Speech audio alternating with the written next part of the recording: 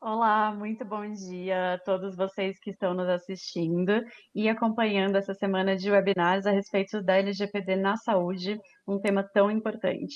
Eu sou Amanda Martins e hoje eu tenho a honra de estar presidindo a primeira mesa internacional.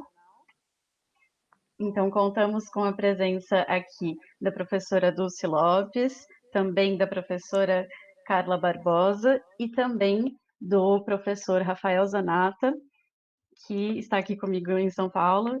E, bom, sem mais delongas, eu vou fazer uma pequena apresentação dos nossos convidados, primeiramente dando a palavra às mulheres, que vão abrir falando um pouco a respeito do artigo que elas escreveram em coautoria. A professora Dulce Lopes é professora auxiliar na Faculdade de Direito da Universidade de Coimbra, e a professora Carla Barbosa, ela é investigadora do Centro de Direito Biomédico da Faculdade de Direito de Coimbra também, além de ser mestre em Direito e Bioética. Elas escreveram o primeiro capítulo da obra, então é algo que tem como proposta trazer a perspectiva da União Europeia a respeito da proteção de dados nessa área da saúde, e o artigo delas é intitulado RGPD, Compartilhamento e Tratamento de Dados Sensíveis na União Europeia, o caso particular da saúde. Então, sejam muito bem-vindas, passo a palavra para que as professoras ou soutoras, como se diz em Portugal, apresentem para nós um pouco sobre o trabalho delas, por favor. Muito obrigada pelo convite, tanto para escrever num livro tão importante, e também por poder estar aqui a partilhar um pouco do que escrevemos e do que nós também sabemos sobre estas matérias.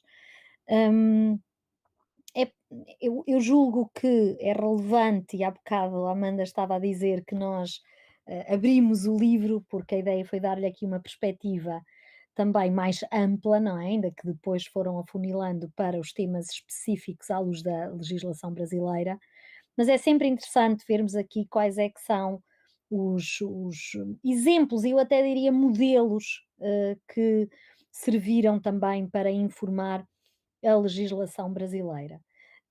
E todos sabemos que nesta matéria a União Europeia tem trabalhado bastante, com bastante afinco, já há muito tempo, não é de agora, obviamente que desde 2016, com o Regulamento Geral de Proteção de Dados, houve aqui eu diria em inglês, um reboost desta matéria e, portanto, uma atenção particular dada a esta matéria, do ponto de vista legislativo, mas obviamente que isto também tem a ver com a necessidade que se sente, em termos globais, de dar uma atenção cada vez mais pormenorizada e cada vez mais atenta às questões de compartilhamento de dados e, sobretudo, em áreas tão sensíveis como são as da saúde. E naturalmente cada vez há mais perigos, cada vez há mais riscos e por isso uma regulação que seja, eficaz, mas que ao mesmo tempo também não coarte a possibilidade de alguma evolução da técnica e da medicina e questões relacionadas com a saúde, também é necessária. Se virmos bem, e a minha parte será uma parte curta, porque a ideia é só dar-vos uma perspectiva do âmbito de aplicação do Regulamento Geral de Proteção de Dados, porque depois a minha colega, a doutora Carla Barbosa, falará de questões mais específicas e de normas mais específicas dentro deste, que têm especial relevo em matérias de saúde, mas se formos a ver bem, o Regulamento Geral de Proteção de Dados tem aqui, e por isso é que eu há pouco falei de um modelo, tem aqui um modelo de regulamentação destas matérias que, de certa forma, não abrange apenas, apesar de ser um instrumento da União Europeia, mas não abrange apenas o território da União Europeia. E, na verdade, tem aqui ramificações muito grandes para fora da União Europeia e acaba por informar e conformar o modo como este compartilhamento de dados pode ser feito a um nível quase mundial, diria eu. Hum, Se formos a ver bem, o artigo importante nesta matéria, em matéria do RGDP, em termos de definição do seu âmbito de aplicação, é o artigo 3º, que tem como epígrafe âmbito de aplicação territorial, mas essencialmente ele trata não só do âmbito de aplicação territorial na União, mas extraterritorial, uma vez que as cláusulas que ele insere acabam por ser muito amplas e, para se aplicar o regulamento, o que se exige de certa forma é que as atividades de tratamento de dados pessoais sejam feitos no contexto de, desde logo, de atividades de um estabelecimento responsável pelo tratamento ou do subcontratante situado no território da União, independentemente do tratamento ocorrer dentro ou fora da reunião. Ou seja, os factos relevantes para que se aplique o RGDP não têm necessariamente de ocorrer na União. Por exemplo, pode tratar-se de armazenamento em clouds fora da União, nem o propósito do tratamento tem de estar relacionado com atividades ou transações concluídas na própria União Europeia. Basta que o estabelecimento responsável ou do subcontratante esteja situado na União e que aquelas atividades se situem ou se intervenham no contexto da sua atuação. E, portanto, há aqui um entendimento flexível do que é estabelecimento, que foi integrado nesta cláusula. E, portanto, podemos estar a falar de atividades que tenham lugar no Brasil e elas podem ter que respeitar o que consta do RGDP. Além do mais, o próprio regulamento prevê, numa tentativa de evitar aquilo que se costuma chamar aqui um fórum shopping, ou a escolha de foro e mesmo escolha de lei, a aplicação das suas disposições ao tratamento de dados pessoais de quaisquer pessoas que se encontrem na União. Não é que residam na União. Aliás, isto foi uma discussão porque havia várias versões linguísticas e umas diziam uma coisa, outras diziam outra, e depois isto foi resolvido pelo próprio legislador da União. E, portanto, na verdade, portanto, as pessoas que se encontram na União, e o tratamento de dados de pessoas que se encontram na União por quem não esteja estabelecido na União também entra dentro do RGDP. Desde que aquele tratamento esteja relacionado com a oferta de bens ou serviços que lhe sejam dirigidos, isto é uma questão às vezes dúbia, o que é dirigir, não é? Um bem ou um serviço, ou quanto ao controle do seu comportamento no âmbito da União. E, portanto, situações de profiling, por exemplo, também caem no âmbito do RGDP. O que é que se retira essencialmente disto?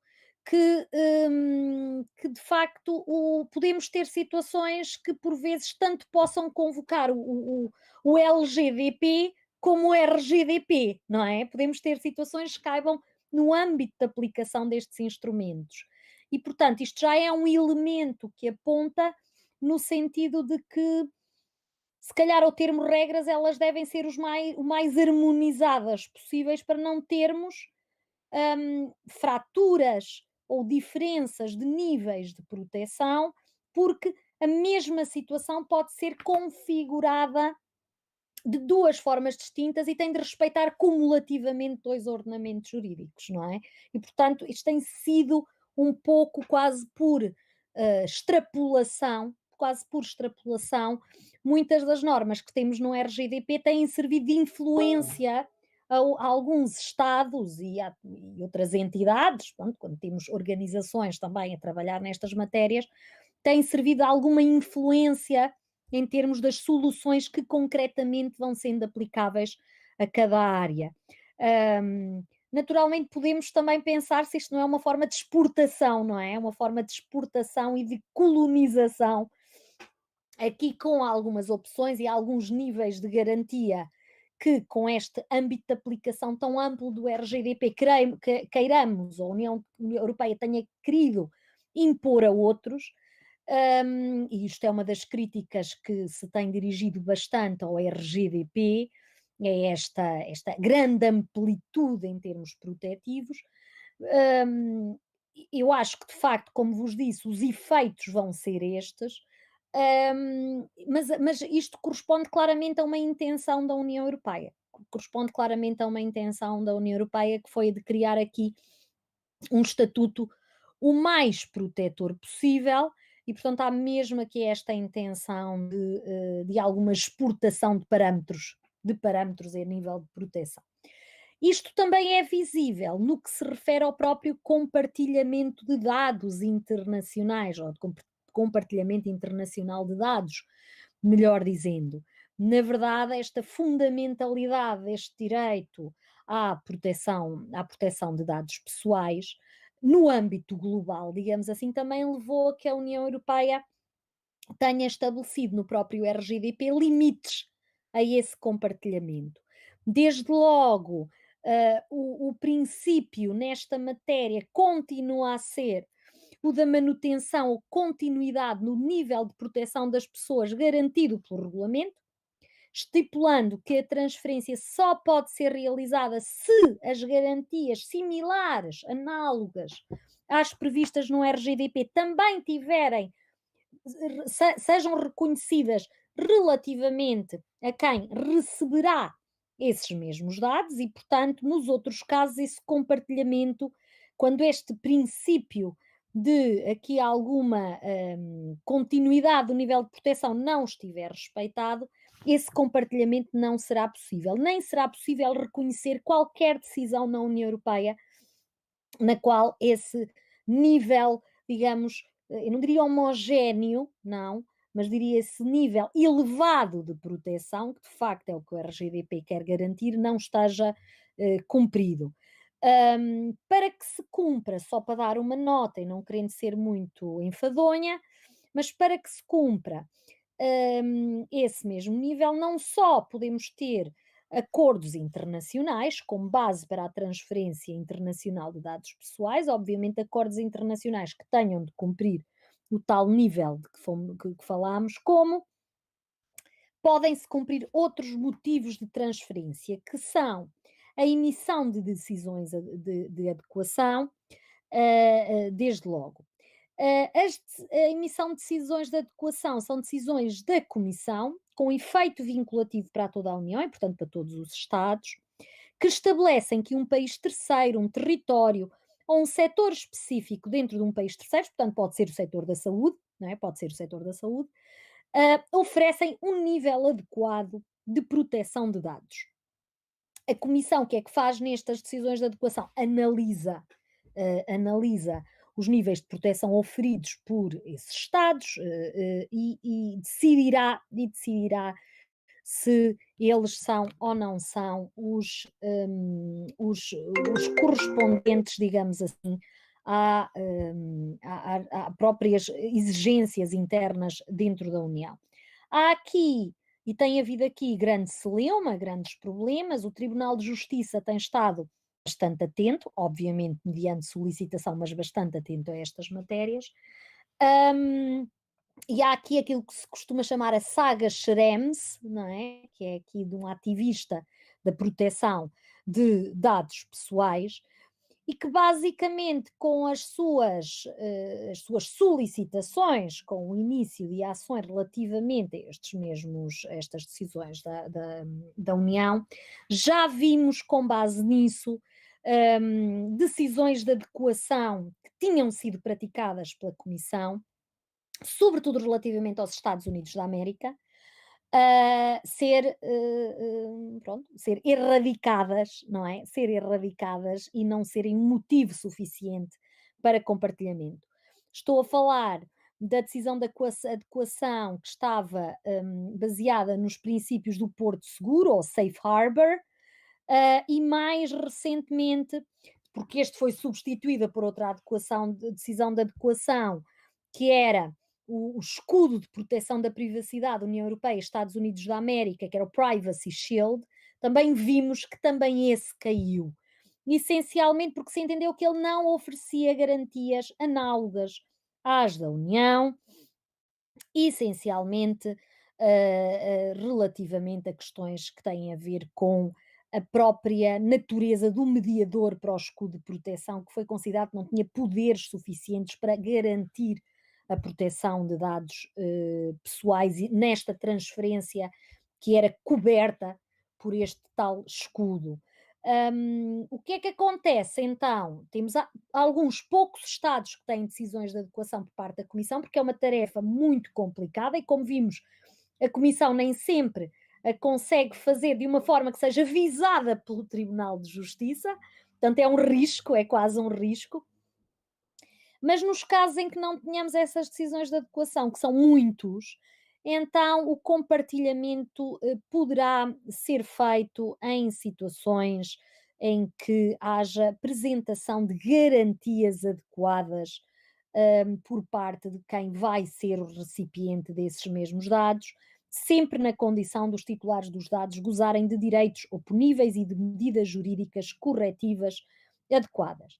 Isto implica que as entidades para as quais esses dados possam ser transferidos tenham um conjunto de regras empresariais vinculativas, cláusulas tipo de proteção de dados, códigos de conduta aprovados, mecanismos de certificação aprovados que garantam o tal nível adequado, que é elevado de proteção. É certo que isto é um compromisso contratual, que tem elementos, no entanto, que são claramente de garantia pública de que a proteção de dados pessoais acaba por estar cumprida naquelas situações. E, portanto, é uma análise caso a caso, mas que também implica aqui um exercício muito profundo de averiguação se há as tais garantias adequadas, nem é suficientes, é adequadas e adequadas à luz do RGDP, que, como já disse, incorpora aqui um nível elevado de proteção.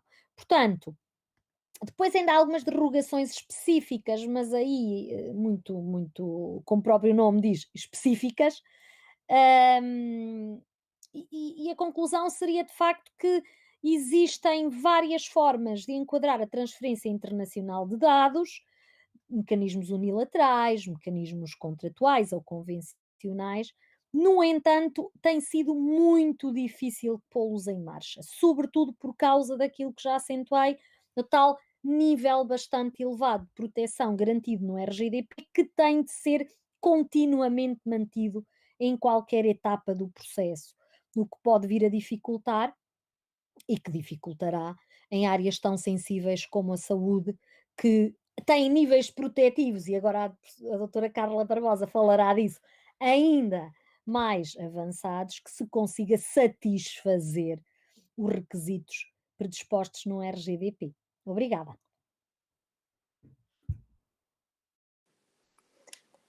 Muito bem, muito obrigada. Um bom dia a todos. Antes de mais, obrigada pelo convite e obrigada pela possibilidade de permitirem que eu tenha escrito um artigo com a minha querida amiga Dulce Lopes, porque de facto é sempre um prazer, aprendo imenso com ela e para além de aprender imenso com ela, temos este laço de amizade que nos une, portanto foi uma dupla alegria.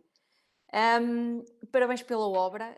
A obra é de facto um compêndio excepcional de artigos que analisam uma legislação recente no Brasil, mas que certamente trará grandes desafios, quer na área da saúde, quer em outras áreas, e que será muito interessante de acompanhar.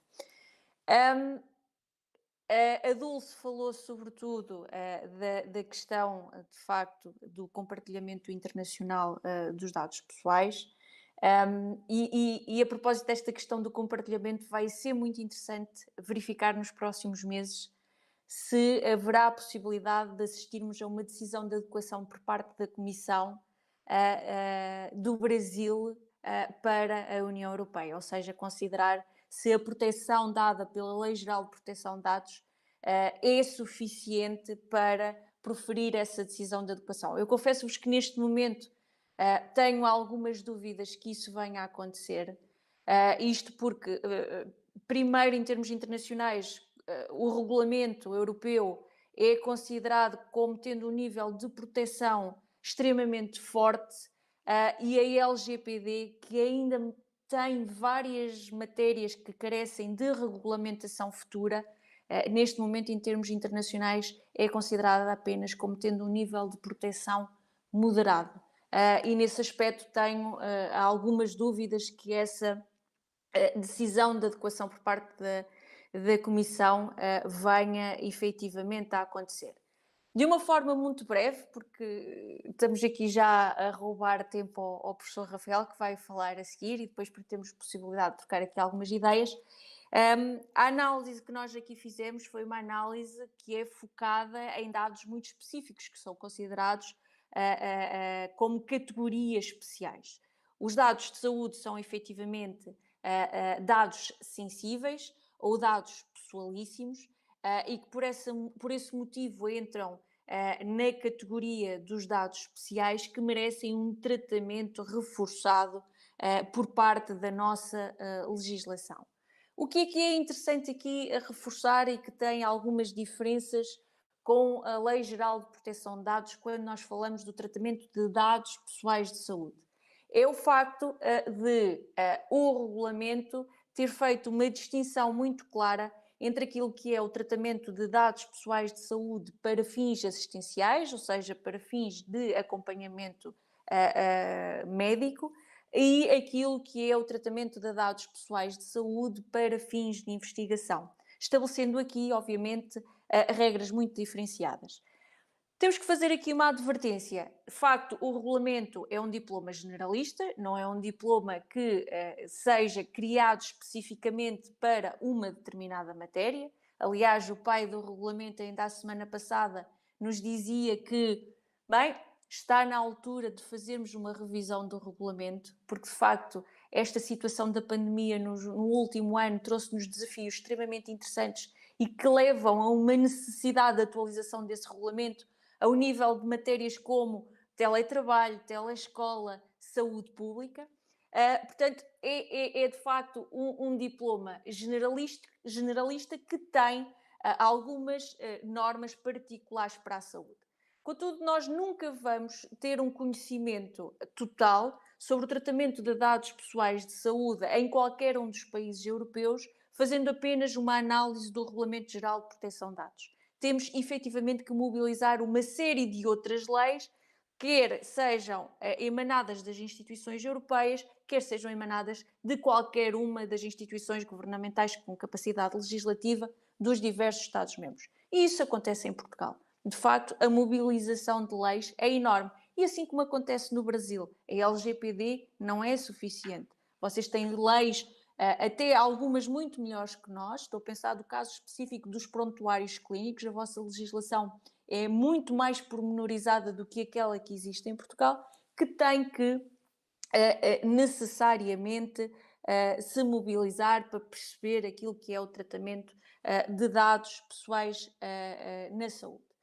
Tal como vos dizia, há então esta diferenciação de tratamento, porque quando nós falamos de categorias especiais de dados, há um princípio geral de proibição desse tratamento que está contemplado no Regulamento Geral de Proteção de Dados. Contudo, como é óbvio, não é um princípio absoluto, é um princípio que comporta exceções. E nós, como base, devemos partir sempre da ideia que nós temos dois pressupostos a um tratamento lícito nestas situações. Uma das bases, um dos pressupostos será, obviamente, o consentimento do próprio titular dos dados pessoais. O outro pressuposto para essa licitude será uma autorização legal. E então, na saúde, o que é que acontece? Bem, na saúde, se nós temos um tratamento de dados pessoais para fins assistenciais, não há a necessidade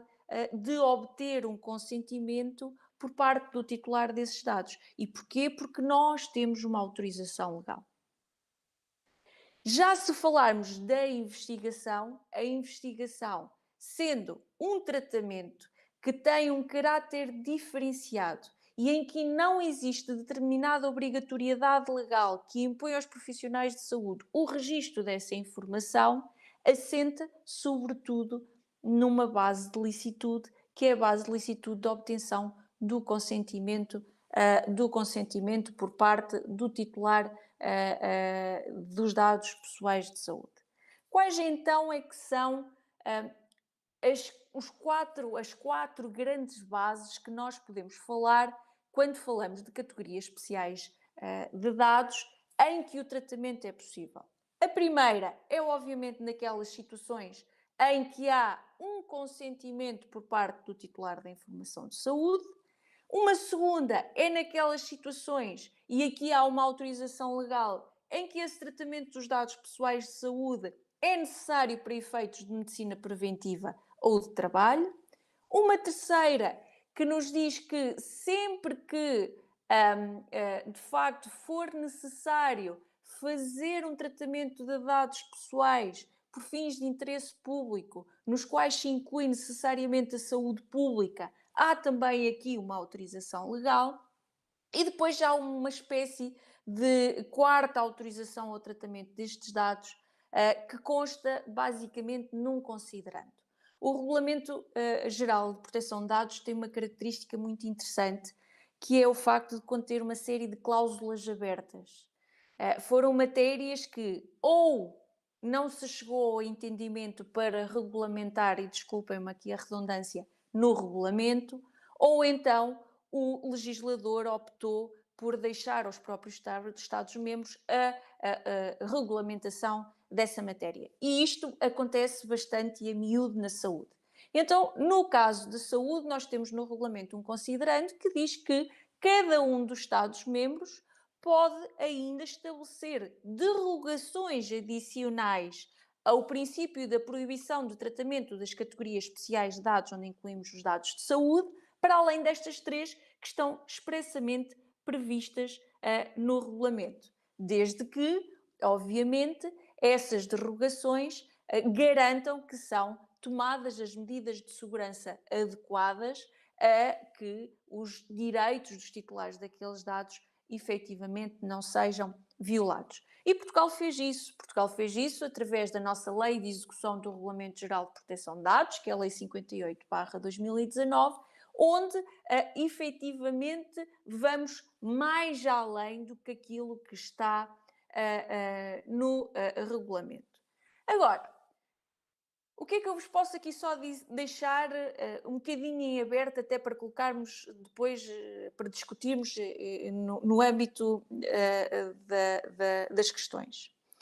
O regulamento tem aqui falhas, omissões, propositadas ou não, ainda estou para perceber, mas que na saúde são muito relevantes. Por exemplo, o regulamento não nos fala da utilização secundária dos dados pessoais de saúde, o secondary use, o que é extremamente relevante na investigação em saúde. É permitida? Não é permitida? O que se prende diretamente com outra questão muito interessante, que é a forma de obtenção do consentimento para o tratamento dos dados pessoais. Porque nós parece que temos aqui no regulamento, no âmbito do regulamento, uma certa incongruência. Porque se por um lado no considerando 33 temos uma definição de consentimento que nos leva para as definições do consentimento aberto, um consentimento mais abrangente, se formos ao corpo do artigo que trata o consentimento, já assim não acontece e efetivamente nós temos um consentimento puro e duro. Ora, perante esta incongruência entre aquilo que está no considerando e aquilo que está no artigo, muito se tem questionado, afinal, qual é que é a forma de consentimento que nós vamos admitir. E aqui a entidade reguladora supervisora europeia tem-nos ajudado e já tem emitido algumas recomendações no sentido de facto que no âmbito da investigação e sobretudo no âmbito da investigação em saúde devemos adotar um conceito mais abrangente, similar àquele que está no considerando 33 e não tanto aquele que está no artigo do Regulamento Geral de Proteção de Dados. Portanto, levantam-se estas questões e estas questões ficam efetivamente em aberto e têm que ser e têm sido depois complementadas por parte da legislação interna. Refiro-vos aqui ainda que é também bastante interessante a evolução que nós verificamos na parte da investigação com recurso a dados pessoais de saúde, a evolução verificada da Diretiva de 95 para o Regulamento Europeu. Porque agora, expressamente, temos a possibilidade de realização de investigação com recurso a dados pessoais, coisa que não existia na Diretiva de 95 e tinha que haver uma apreciação casuística por cada autoridade reguladora nacional. Portanto, temos aqui um incremento, temos uma evolução significativa e importante para a investigação, sempre com a ressalva de que o regulamento constitui, no fundo, um percurso de 3 patamares.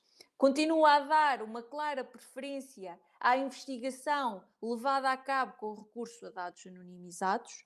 Só se tal não for possível é que devemos então utilizar dados pseudo-anonimizados, que para efeitos da legislação continuam a ser considerados como dados pessoais de saúde e, portanto, têm que estar sujeitos às medidas de segurança adequadas e determinadas no regulamento, e só, afinal, é que caso não seja possível trabalhar com dados anonimizados ou dados pseudo-anonimizados, podemos então trabalhar, desde que devidamente justificado, com dados pessoais de saúde. Portanto, a saúde é um mundo, o tratamento de dados pessoais é um mundo. Eu tenho uma perspectiva muito positiva. Sem dados de saúde não é possível investigação, não é possível evoluir na saúde, não é possível evoluir na medicina. Prefiro-me agarrar a esta perspectiva positiva do que a perspectivas negativas, como, por exemplo, o historiador israelita Yuval Harari tem e que é refletida nos seus livros, no Homo Deus, nomeadamente, em que, de facto, ele enaltece, sobretudo, os aspectos negativos da utilização de dados pessoais de saúde. Há riscos? Há, sim senhor, mas temos que tentar evitar esses riscos e enaltecer os aspectos positivos e muito relevantes que é, e nós vivemos numa fase de pandemia que tem mostrado isso mesmo, o quão importante é a utilização de dados de saúde para podermos evoluir. Obrigada. Eu que agradeço imensamente a ambas pela ótima apresentação. Já recebemos algumas perguntas aqui que foram enviadas ao chat, mas antes de passar para a rodada de perguntas, eu vou apresentar a vocês o Rafael Zanata, outro dos autores dessa obra coletiva, e que enquanto o artigo da professora Dulce e da professora Carla foi o primeiro da obra, o do professor Rafael ele foi o penúltimo artigo. Ele é diretor da Associação Data Privacy de Pesquisa, ele é mestre pela USP, mestre pela Universidade de Turim e doutorando também pela USP. E o artigo dele, na verdade, foi escrito em coautoria. Vou mencionar também que colaboraram com ele nesse artigo o Renato Leite Monteiro, a Márcia Araújo Sabino de Freitas e a Yasmine Lima Fávaro. E eles escreveram a respeito de um tema bastante específico, muito interessante, que ficou intitulado como Covid-19 e Contact Tracing, Tecnologia e Proteção de Dados Pessoais em Situações Excepcionais de Pandemia. Então, Rafael, eu te passo a palavra e, por favor, nos explique aí do que se trata o Contact Tracing. Bom dia, é um prazer enorme, né, participar desse evento e desse lançamento do livro, né. Eu sou diretor de uma associação de pesquisa focada em proteção de dados pessoais, uma das primeiras a ser dedicada somente a esse tema, então para a gente é uma honra enorme participar do livro, que tem uma importância grande, eu acho que já se torna um livro de referência obrigatória, né, para todos os profissionais que trabalham, não só no setor privado, mas especialmente no setor público. Há aqui, acho que um conjunto muito valioso de reflexões que podem ajudar os gestores públicos a enfrentar esse momento muito difícil de pandemia e encarar a proteção de dados pessoais como parte da vacina, né? É algo que eu e Bruno Bioni sempre escrevemos desde o começo da pandemia, de que a proteção de dados pessoais ela é parte, né, do enfrentamento da Covid, ela é instrumento valioso, né, para se enfrentar o vírus, e é um momento trágico, né? A gente escreveu o artigo com 200 mil mortes no Brasil, já temos 298 mil mortes, talvez 300 mil mortes nos próximos dias, então é um momento muito grave, é um momento que apresenta uma severidade gigantesca, né? E que, enfim, traz aos gestores públicos também uma reflexão muito sofisticada sobre como agir, como fazer escolhas que são emergenciais, mas que são escolhas de arquitetura de sistemas, de uso de tecnologia da informação como parte, né, do enfrentamento na política pública.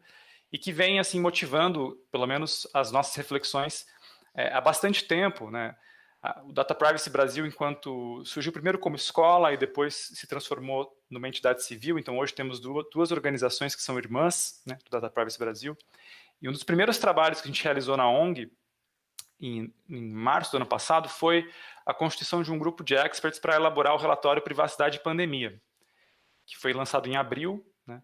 É um relatório com recomendações de como que o gestor público pode internalizar a força principiológica das leis de proteção de dados pessoais ao fazer escolhas de contratação de tecnologias no enfrentamento da Covid.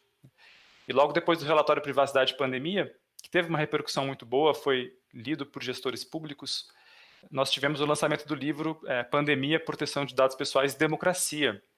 É um livro, uma coletânea com artigos de pessoas do Brasil inteiro, desde a Universidade da Bahia até do Rio Grande do Sul, e que foi ali um esforço de reflexão também da comunidade jurídica sobre esse assunto. Como disse o ministro Gilmar Mendes no voto do caso do IBGE, né, as normas de proteção de dados pessoais elas não são obstáculo na luta contra a Covid.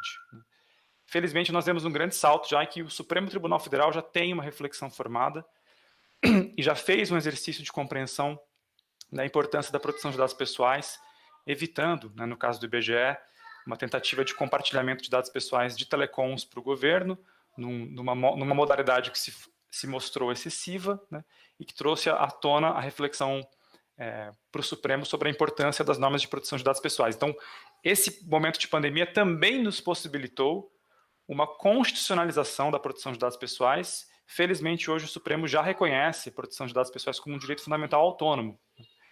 Isso é importante, talvez para a Carla e Dulce, é importante de se diferenciar, porque nós não temos uma Carta Fundamental de Direitos Fundamentais de 2000 que separa claramente privacidade e proteção de dados pessoais. Então, o Supremo Tribunal Federal ainda se debatia muito sobre a diferença entre esses conceitos, o que é privacidade e o que é proteção de dados pessoais. E hoje acho que há uma clareza muito maior, felizmente.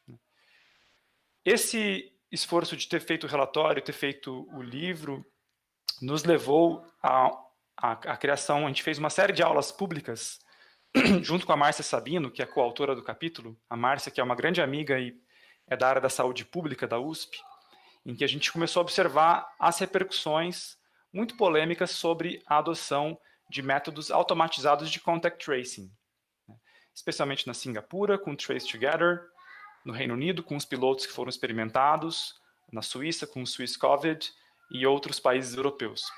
E existia uma reflexão na época, acho que em junho do ano passado, muito forte, né, sobre como pensar criticamente sobre o contact tracing, né, sobre a adoção dessas tecnologias. Então, um filósofo italiano que a gente dialoga no livro, né, no capítulo, que é o Giorgio Griziotti, que fala que a crítica deveria se orientar muito mais às modalidades de controle social e políticas que seriam permitidas por meio dessa automação de contact tracing.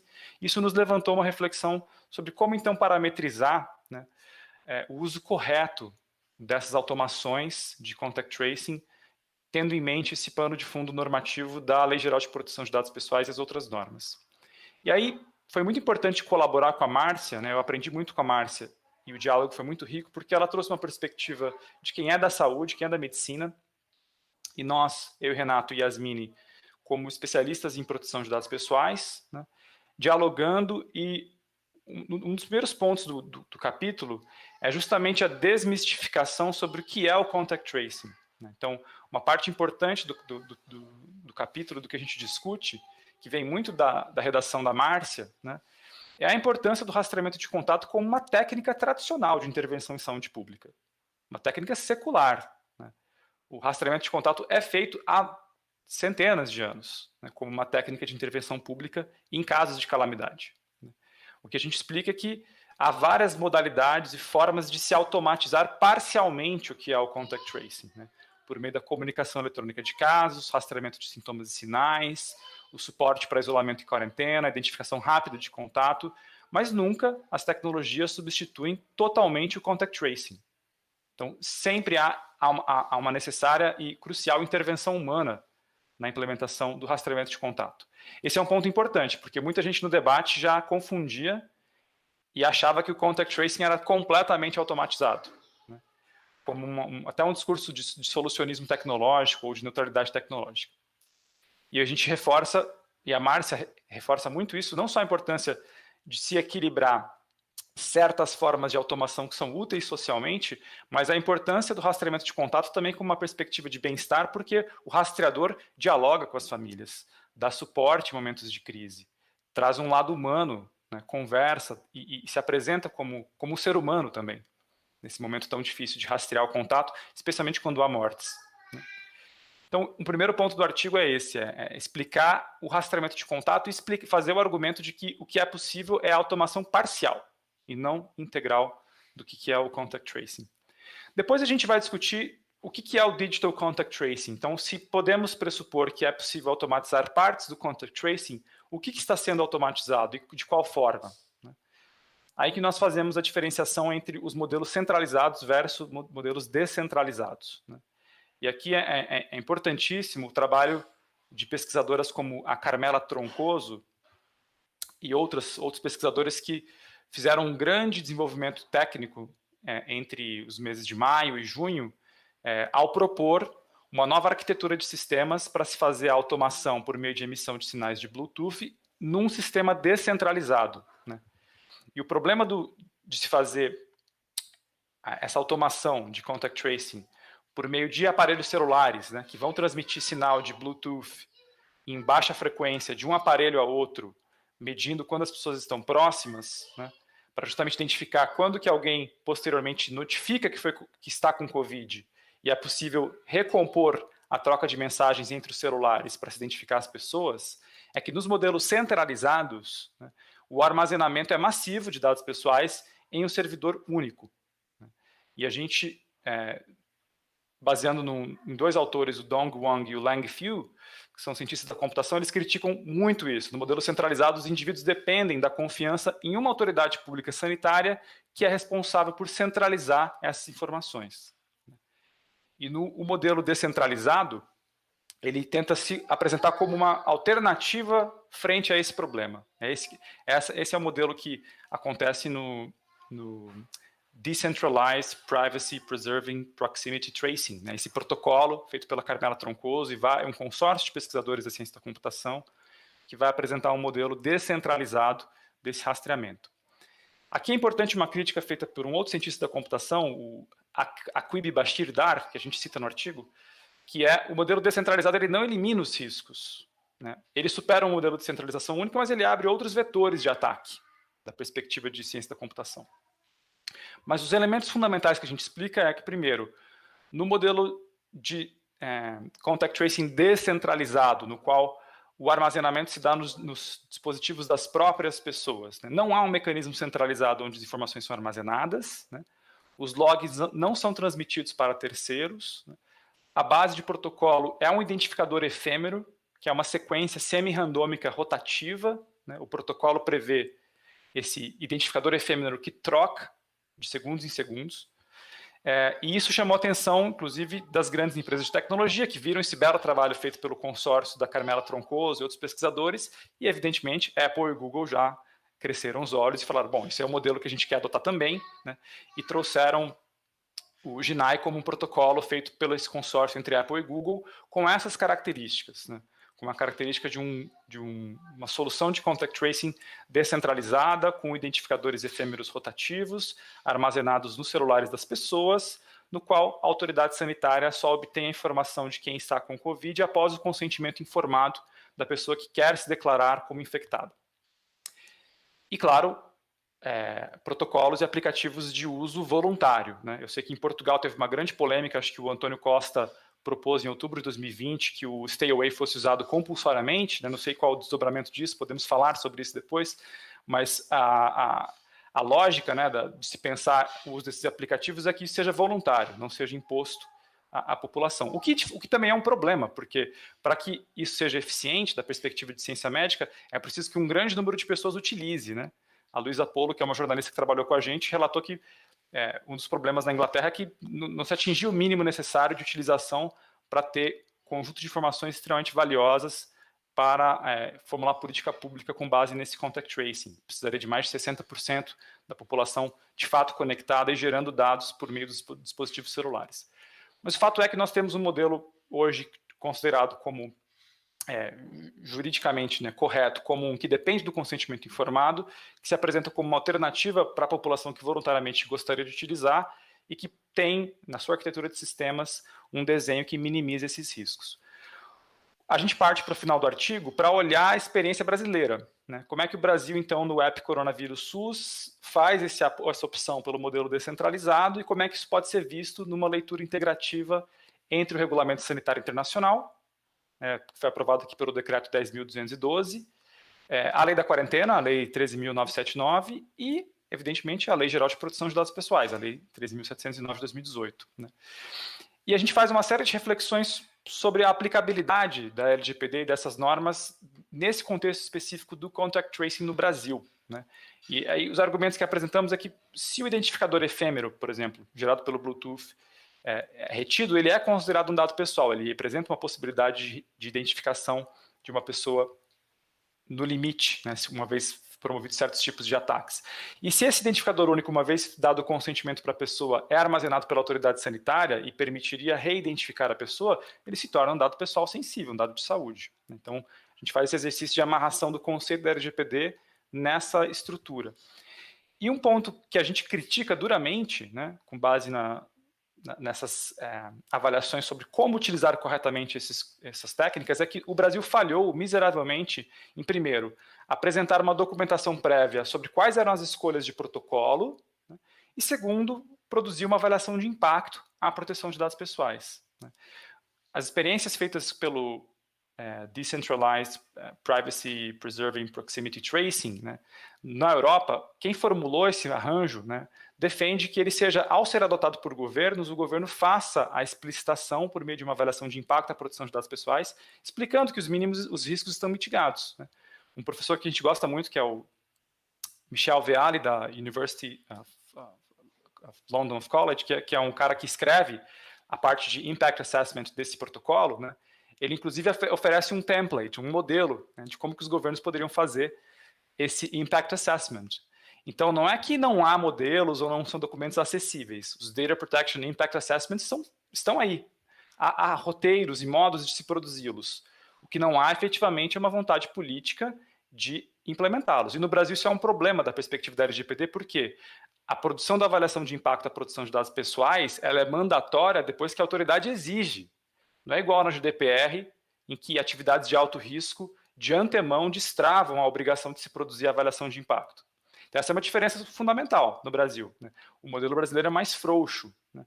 E esse é um ponto de crítica. Nós dizemos que não é porque a lei não exige que não seria eticamente desejável que o governo produzisse como uma melhor prática. Então, essa é a reflexão final de conclusão. E, enfim, expliquei todo o artigo porque acho que era essa a intenção, era chamar a atenção dos participantes para conhecer a obra. Então, agradeço muitíssimo e fico muito contente de poder dialogar com vocês.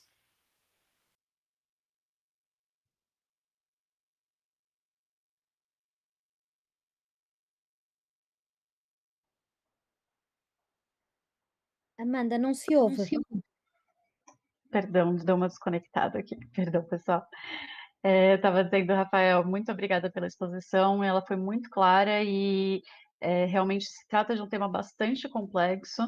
Falar sobre proteção de dados na área da saúde e ainda entrando nesses pormenores do contact tracing, realmente são questões muito complexas que são suscitadas. Eu acho que você foi capaz de trazer isso para a gente com bastante clareza.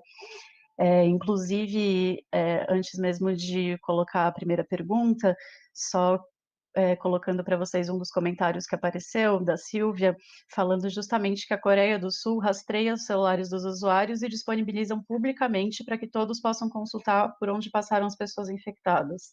Então, um comentário que vai bem ao encontro do que você estava falando. E me parece que estamos todos na mesma página também, no sentido de que os dados, assim, estamos cercados por dados, é uma coisa incontornável, eles podem ser muito bem utilizados e a partir partindo da premissa de que a nossa tomada de decisões se baseia em informações, ter a quantidade de dados que nós temos hoje em dia com essa capacidade computacional é algo que abre muitas portas, principalmente na área da saúde, seja pública ou privada, mas que, como vocês muito bem colocaram, também traz riscos, né? Então, é algo que tem que ser feito direito, com responsabilidade, e como o próprio Rafael colocou, às vezes tomando medidas que, apesar de não serem obrigatórias na lei, fazem parte de uma política de segurança de dados robusta que não vá trazer problemas depois. Sobre perguntas, pessoal, alguém perguntou aqui, não consta o nome, mas bastante interessante, pedindo para vocês nos explicarem como ocorreu o episódio da Autoridade Portuguesa de Proteção de Dados e o...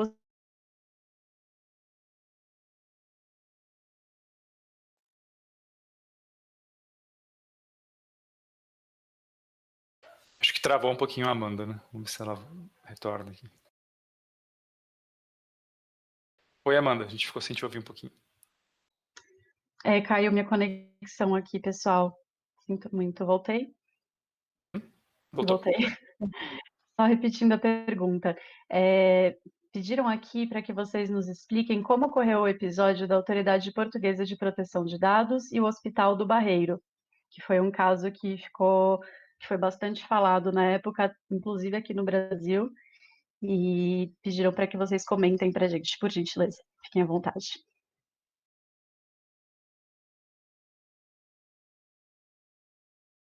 Dulce, queres falar ou queres que explique eu? Bom, se puderes ser tu, já que és a especialista Oh. em saúde, em termos gerais, mas sim, mas aqui também foi um caso muito controverso e levantou bastante celeuma, não tinha ideia que tinha chegado além oceano, mas de facto aqui também foi uma questão bastante batida. Chegou porque foi das primeiras sanções pecuniárias administrativas a ser aplicadas. E aqui talvez seja importante explicar que tipo de sanções é que nós podemos ter em termos de tratamento de dados, porque tendo nós um regulamento europeu, esse regulamento europeu não podia determinar sanções penais para todos os Estados-membros. Portanto, aquilo que tem é, de facto, sanções pecuniárias administrativas. No entanto, nós, depois, uma vez que cada Estado-membro teve que necessariamente ter uma lei de execução desse regulamento europeu, em cada lei desses Estados-membros, nós depois vamos encontrar outro tipo de sanções para além destas sanções administrativas, que são as contraordenações e tipos legais de crime. Portanto, temos sempre essa questão. O caso do Hospital do Barreiro Montijo surge numa época em que nós já tínhamos regulamento, em que o regulamento estava já em vigor, porque contrariamente àquilo que normalmente se diz, o regulamento não entrou em vigor em 2018. O regulamento entrou em vigor em 2016. Foi a sua aplicação a 28 de maio de 2018, mas isto são coisas diferentes. Mas ainda não tínhamos uma lei de execução interna. E uma lei de execução interna que determinasse quem é que seria a entidade nacional reguladora competente na matéria, que é a nossa Comissão Nacional de Proteção de Dados. Então estava em discussão um projeto de lei que tinha sido apresentado, mas um projeto de lei que determinava uma espécie de vacatio legis para as instituições públicas. Ou seja, dizia, as instituições privadas têm que estar adequadas, têm que estar compliance com as regras do Regulamento Geral de Proteção de Dados a X, as instituições públicas terão mais 3 anos para fazer essa adequação. Ora, a Comissão Nacional de Proteção de Dados, que é uma entidade que já existe há vários anos, que não participou nessa primeira redação desse projeto de lei, não concordava com esta divisão de águas entre instituições públicas e instituições privadas. Dito isto, a primeira coisa que faz, estava em discussão o projeto de lei, vai ao Hospital Barreiro Montijo e aplica uma sanção pecuniária de 400 mil euros. Claro que depois já há aqui uma questão muito interessante, mas é uma questão procedimental, que é saber, a Comissão Nacional de Proteção de Dados tinha legitimidade naquele momento para o fazer, considerando que ainda não tinha sido designada como a entidade nacional competente ao abrigo do Regulamento Geral de Proteção de Dados? Há esta questão, que é uma questão muito relevante e muito importante. Em termos de sanção, porquê é que a Comissão Nacional de Proteção de Dados aplicou a sanção? Porque o Hospital do Barreiro estava a violar uma série de regras do Regulamento Geral de Proteção de Dados, não tendo adotado medidas técnico-organizativas adequadas. Nomeadamente, quais foram as 3 não conformidades, a ver se eu me lembro das 3, as 3 não conformidades que foram identificadas na altura. Primeiro,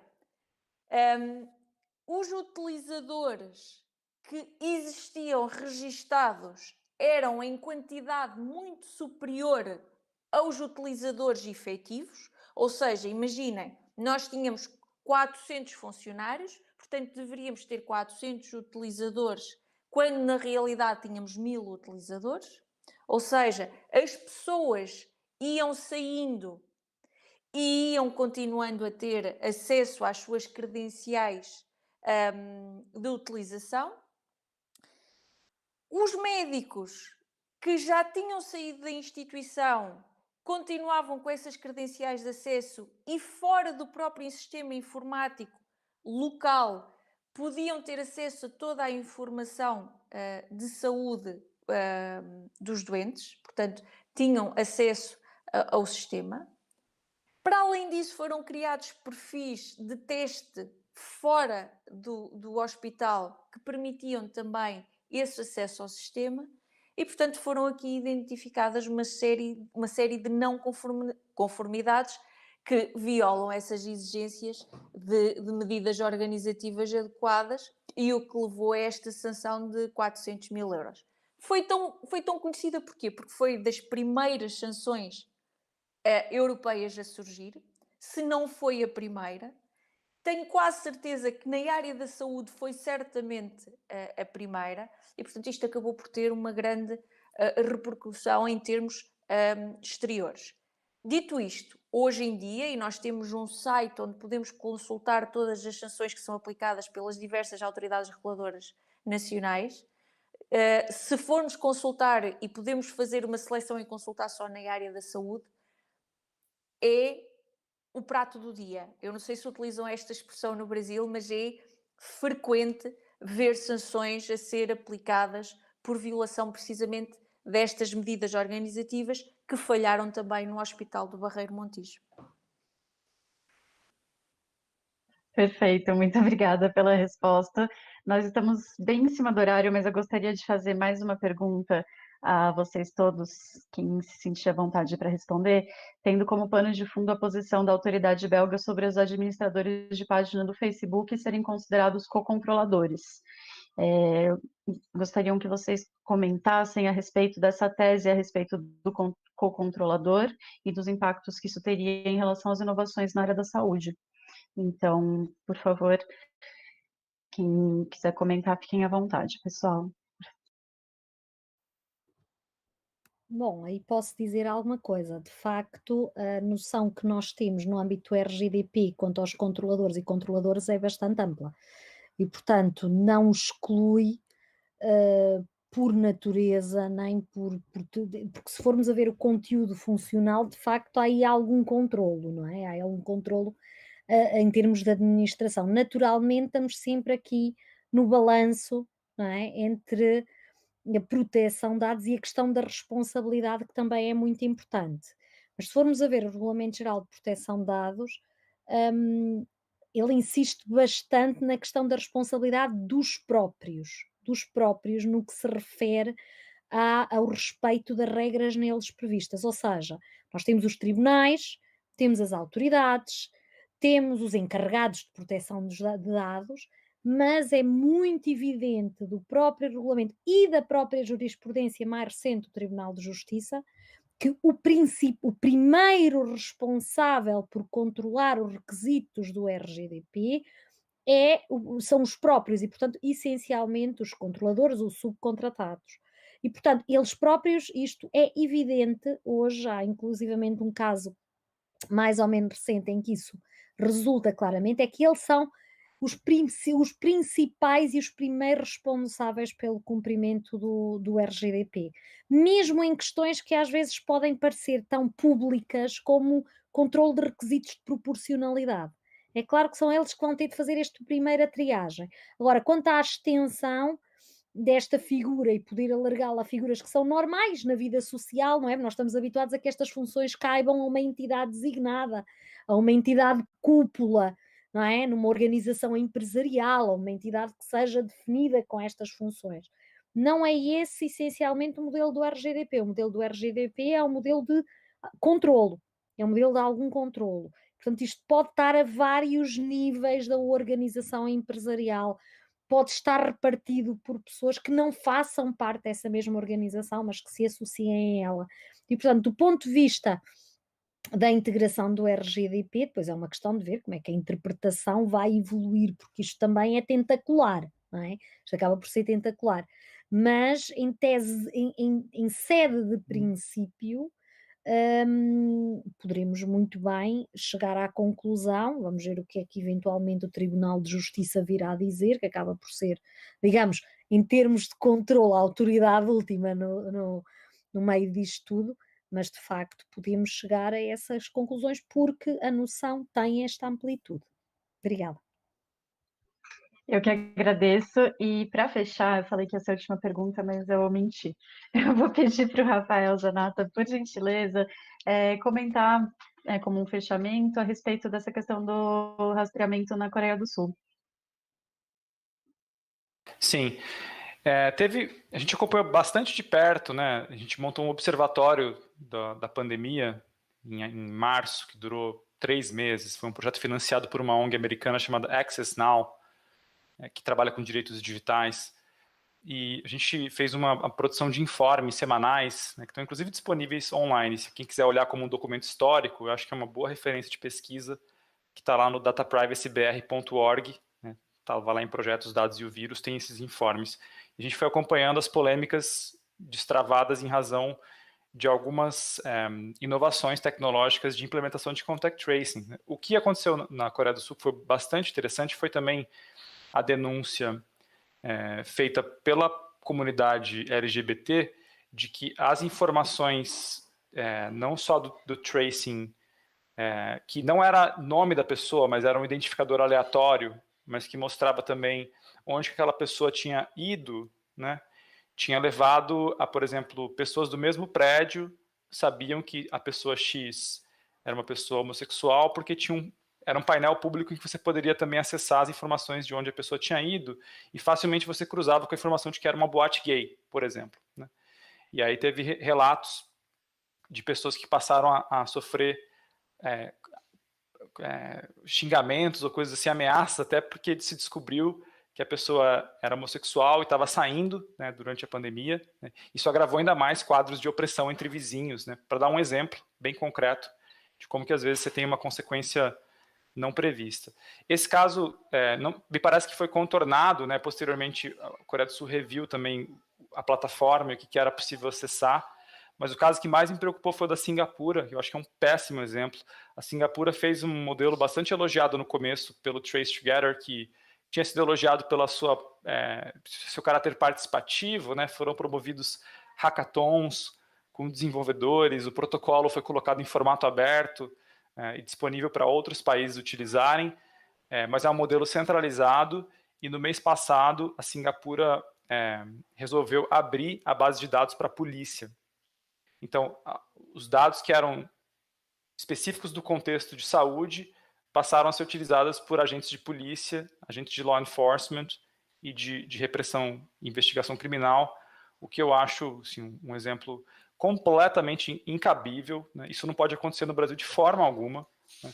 A gente não pode dar esse salto de contexto de achar que certos dados utilizados para fins de saúde poderiam ser habilitados para fins de policiamento com a perspectiva criminal. Então, estou bastante seguro também de que o Supremo está bem posicionado nesse sentido, mas acho que Singapura deu um péssimo exemplo para o mundo todo. de desvio de finalidade e contexto da sua técnica de contact tracing. Perfeito. Bom, pessoal, já passamos os 5 minutinhos do horário, então vamos ter que encerrar, mas eu reitero mais uma vez meus agradecimentos aos 3 panelistas de hoje, e que foi de fato uma honra e um prazer estar aqui conversando com vocês, e espero que vocês que estão nos assistindo tenham gostado. Lembrando que as lives vão continuar sempre às 10 da manhã e às 19 horas ao longo dessa semana, e eu estarei de volta na próxima live amanhã à noite. Então, muito obrigada a vocês que estão assistindo, obrigada aos panelistas, obrigada à organização, ao LBCA, que de fato permitiu que esse evento acontecesse, e aguardo vocês à noite. Um ótimo dia a todos. Obrigado, prazer. Obrigada, prazer a todos. Obrigada.